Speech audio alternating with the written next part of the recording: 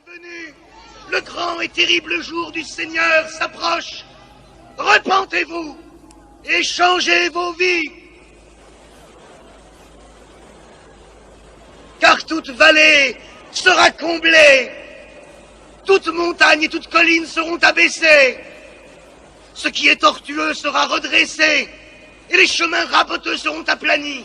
Dieu vous a ramené de Babylone pour le servir. Mais vous l'avez trahi.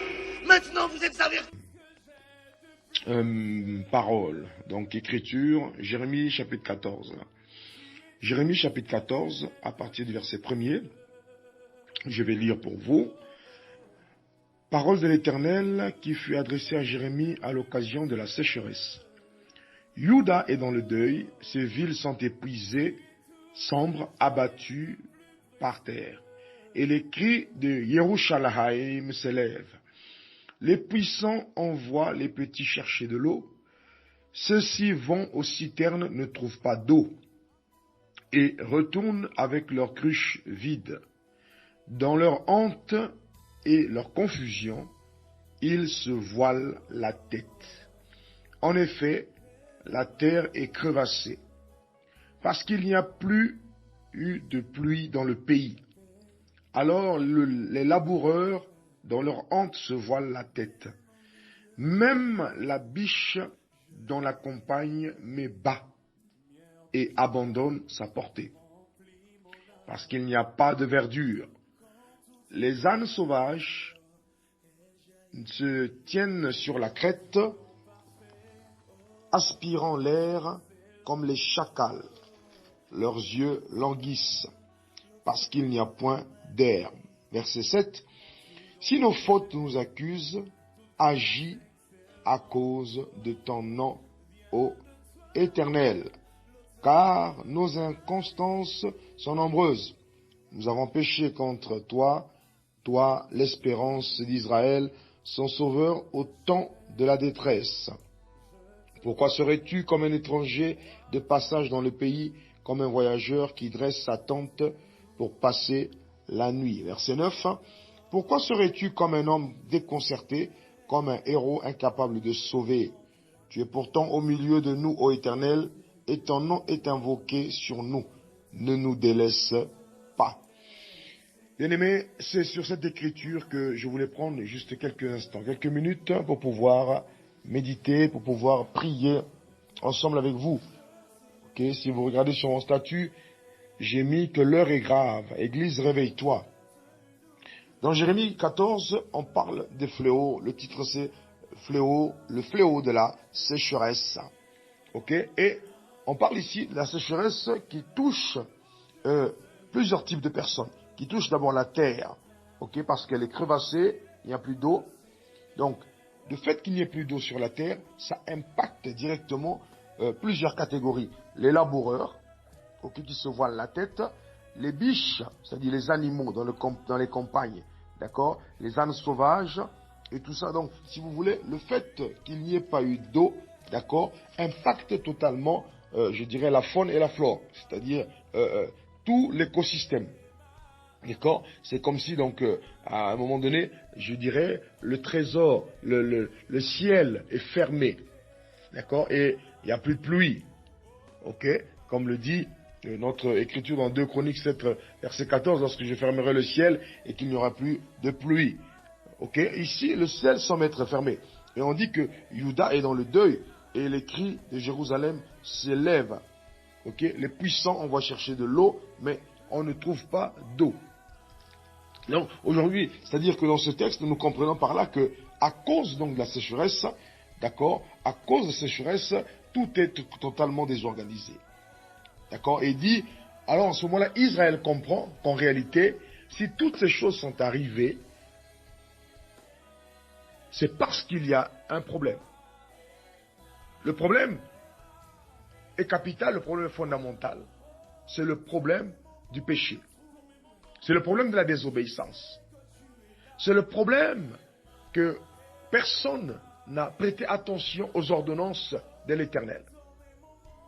Et j'insiste beaucoup, si vous allez plus loin, vous allez voir même le reproche plus tard, et c'est l'actualité, que Dieu va faire à quoi? Aux prophètes.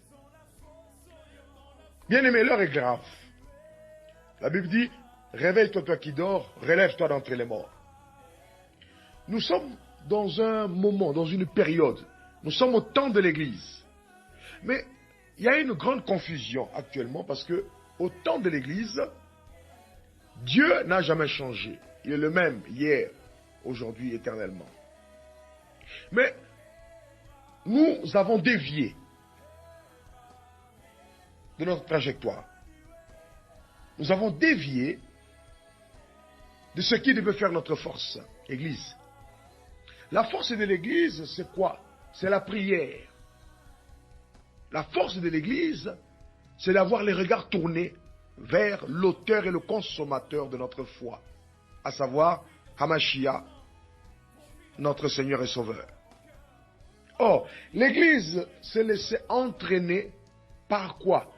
Par des fausses doctrines, des fausses prophéties. L'Église s'est prostituée avec les prophètes. Et aujourd'hui encore, la génération des prophètes qui est en train de piluler, c'est-à-dire, il y en a tellement. Aujourd'hui, on a comme l'impression que un ministère prophétique ou quelqu'un qui a un don prophétique ou quelqu'un qui se croit ministre prophétique, c'est la personne qui a la révélation, c'est faux et archi faux. Église, arrêtons d'être trompés, arrêtons d'avoir les yeux fermés. Je répète.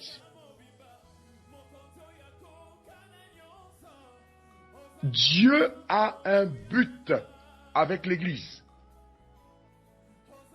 Et ne nous trompons pas. Nous sommes dans une période où nous vivons des choses compliquées. Et pour le moment, l'Afrique semble être épargnée durement de ces fléaux. Mais ce n'est pas un temps où, bien aimé, nous devons avoir les mains lâches et paresseuses. C'est un temps où nous devons prendre le sac et la cendre, c'est-à-dire le jeûne et la prière, pour supplier Dieu. Revenons à la prière, revenons à la supplication. Arrêtons de tromper les gens avec des messages prophétiques qui ne poussent pas à la repentance et à la réconciliation des cœurs avec Dieu. Oui, en ma qualité de serviteur évangéliste, c'est le temps où, bien aimé, les âmes doivent revenir, bien aimé, au pied de l'Éternel. Ne faisons pas comme si ce qui se passe en ce moment n'est pas de notre fait. Ne faisons pas comme si le ciel qui est fermé en ce moment n'est pas de notre fait. Nous sommes bel et bien responsables de cela. Mais malgré ça, bien aimé, les prophéties continuent toujours à nous distraire. Le voyage, le mariage, la vie abondante, etc. Comme si ce qui se passe en ce moment, l'Église est épargnée. Non, non et non. Arrêtons avec nos slogans, arrêtons avec nos titres. Le Seigneur nous attend quelque part. Et ils se sont rendus compte de cela quand, bien aimé, il n'y avait plus de pluie, quand la saison était devenue sèche. Je ne suis pas un prophète. En tant que ministre de la parole, je n'ai pas le ministère prophétique. Mais il peut arriver que dans la prière, je dise des choses prophétiques. Et je vous dis, vous qui êtes à l'écoute, ce n'est pas la première fois que je vous dis, le ciel est actuellement fermé, et surtout pour tous les pays de l'Europe, le ciel est vraiment, vraiment fermé. Et j'ai toujours dit que ce n'est pas moi, mais la Bible dit, le réveil viendra des pays du Sud. Église, nous avons notre part, notre partition à jouer pour ce grand réveil mondial. Je ne parle pas de réveil local. Si tout est désorganisé, Israël s'est rendu compte qu'ils avaient quoi? Leur part de responsabilité. Si nos fautes, verset 7, nous accusent, agis à cause de ton nom éternel, car nos inconstances sont nombreuses. Nous avons péché contre toi, toi l'espérance d'Israël. Nous sommes tellement inconstants, Église du Seigneur. Nous sommes tellement ballottés à gauche, à droite. Nous continuons à aller chez les marabouts. Nous continuons à faire la divination. Nous continuons à aller, bien aimés, invoquer les esprits dans nos villages. Nous continuons, je ne sais pas ce que nous sommes en train de chercher. Mais nous sommes bel et bien responsables de la sécheresse. Apprenons à discerner les temps, les saisons. Il faut que ce message te réveille. Il faut que ce message te touche. Il faut que ton orgueil soit brisé. Et que tu aies ta partition à jouer. Qu'est-ce qu'on assiste aujourd'hui, que ce soit au Cameroun ou ailleurs, on assiste chacun à une course effrénée vers le ministère. Tout le monde veut devenir ministre. Tout le monde veut avoir un titre, tout le monde veut être reconnu, tout le monde veut être connu, tout le monde veut donner des prophéties, tout le monde veut être grand, acclamé. Erreur, erreur, erreur. Mais ce que Dieu attend, c'est que tout le monde fléchisse les genoux et prie pour que le ciel ne soit pas fermé.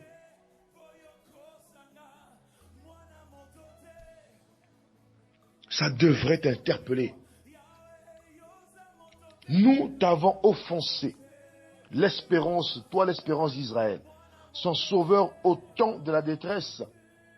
Pourra serais-tu comme un étranger de passage dans le pays? Oui, bien-aimé, Dieu est de passage. Bien-aimé, Dieu est comme un étranger. On a l'impression que Dieu ne s'intéresse plus à ce que nous sommes en train de faire. Alors que c'est nous qui sommes appelés à être le sel de la terre et la lumière du monde. Je répète, avant de chercher des titres, avant d'être vu et revu, bien-aimé, apprenons d'abord l'humilité.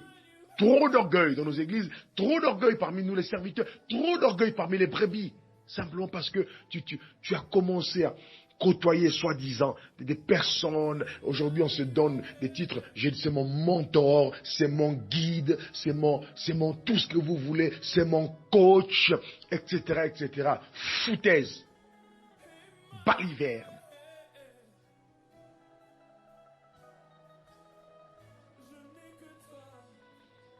Retournons au pied du maître. Arrêtons de nous invectiver les uns les autres. Il y a une grande sécheresse actuellement sur la terre. Il y a une grande sécheresse actuellement au Cameroun. Une instabilité politique, une instabilité financière, une instabilité sociale dans ce pays. Et toi, ça ne te dit rien. Sinon que la course au titre, la course au ministère, la course aux dons, la course à impactation avec des mots forts. On va impacter, c'est ma saison. Non. Rends-toi utile. Rends-toi utile pour Dieu. Rends-toi utile pour Dieu. La prière fervente du juste a une grande efficacité. Je continuerai certainement ce message ce soir pendant notre culte. Et ce matin, je voulais juste t'interpeller. Toi, jeune,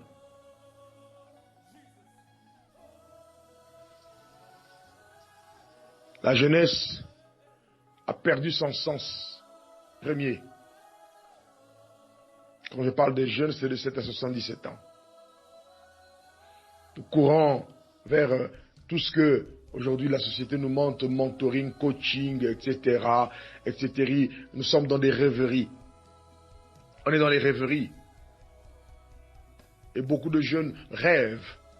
C'est bien le rêve. Joseph était un rêveur. Mais n'oubliez pas une chose, Joseph avait une alliance avec le Créateur du ciel et de la terre. Il est bon de rêver, mais en sachant que tu as une alliance. Et cette alliance, tu la cultives, cette alliance, tu la travailles. Cette alliance, tu la maintiens par la prière. N'oublie pas ton salut, malgré tout cela. Ne passe pas à côté de l'essentiel. L'essentiel étant le salut. La terre passera. Arrête de bomber le torse. Toi qui es jeune.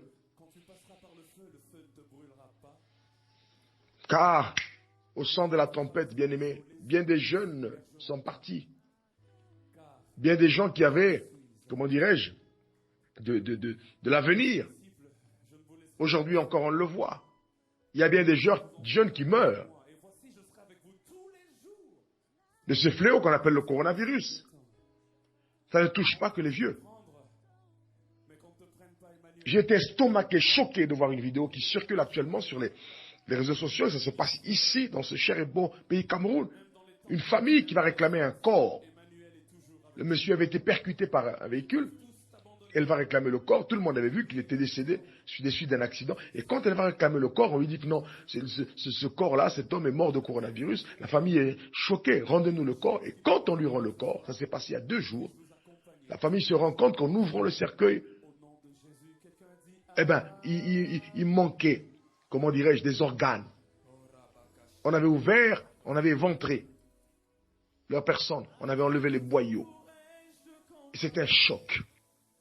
Un scandale. Voilà où la société est en train de partir. Voilà où nous allons. Et à quoi servent ces organes? Et ça ne nous dit rien. Et nous continuons à prier, à chanter, à danser dans nos églises comme si tout allait bien. Et nous continuons à avoir des